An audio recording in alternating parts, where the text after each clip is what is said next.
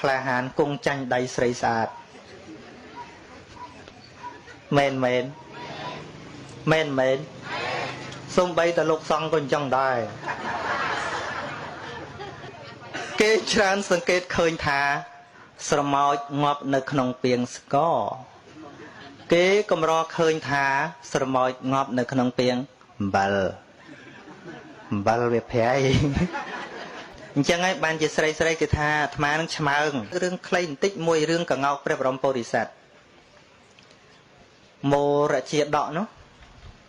កងោកនឹងអាយុវែងណាស់700ឆ្នាំប៉ុន្តែមានមុនប៉កែមុនចេញតណាមណាឧទេតយាញចក្រមាឯករាជាហរិសវណ្ណសូត្រចឹងហើយដើរចន់តៈក៏អត់ផ្្លាត់ដែរប៉កែណា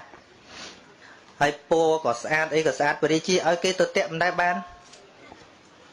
មហេសីរបស់បរិជានឹងចង់បានកងោកនឹងរហូតដល់ឈឺស្លាប់គេចង់បានណាកូនខ្ញុំឯងណាប៉ុណ្ណឹងមិនព្រមប្រាប់យូរហើយមិនចាំបាច់បាចិត្តគាត់ក៏ឲ្យទៅបានកូនមួយអត់ចេះរស់ស៊ីអីទេបក់រុយឲ្យទៅកូនបានពេលមួយប្រពន្ធគេជ្រៀងពេលកូនកូនឯងដេកទៅឪឯងមានចេះអីទេចេះតែអង្គុយបក់រុយជ្រៀងដល់ណាគេជ្រៀងទៅចឹងកូនឯងគេងទៅឪឯងមានចេះអីទេចេះតែអង្គុយបក់រុយដល់គេជ្រៀងញឹកញយខ្មាស់